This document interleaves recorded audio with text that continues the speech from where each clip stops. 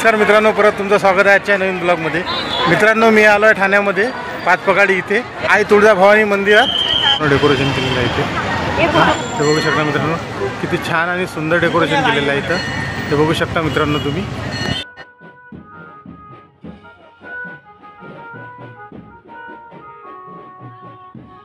हे बघा मित्रांनो, समोर आहे ना इथं हार फुलाची दुकानं लागलेली आहे। बघू शकता नवरात्री निमित्तानं आणि खूप गर्दी आहे इथे। हे बघू शकता।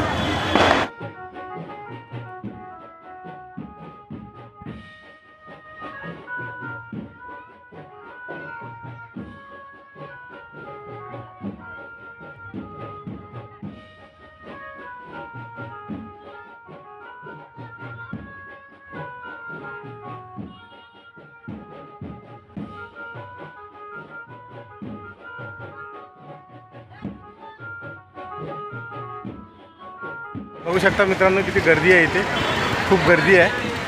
बघतो मित्रांनो, खूप लाईन लागलेली आहे इथे। तर दर्शन होत असेल तर लाईनीमध्ये लागतो, नाही तर मग दुरूनच दर्शन घेतो आणि निघतो मित्रांनो। कारण की मी माझ्या पुऱ्या फॅमिलीला घेऊन आलो आहे सोबत। तर फॅमिलीसोबत असल्याकारणाने आहे ना जास्त वेळ लागला तर मी थांबू शकत नाही।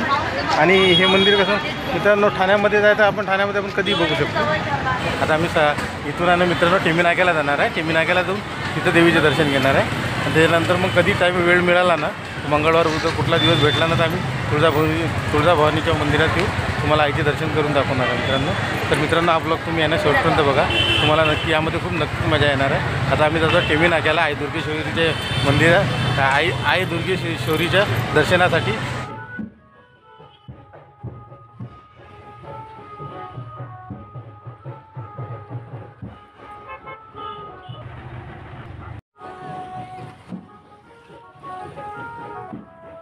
पिझ्झा ठेवलेला 50 रुपयाचा पिझ्झा आहे। ते 50वाला पिझ्झा घेतो आता आम्ही।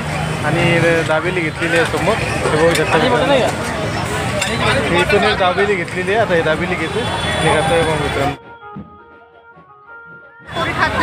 खात नाही तू? हाँ, दो दे दो भाई, वो खाने वाली नहीं, बच्ची लोग बोलते। हाँ 20 रुपयाला एक पिझ्झा। हाँ देतो तुला। हाँ पिझ्झा मित्रांनो, पिझ्झा घेतला आम्ही खाला।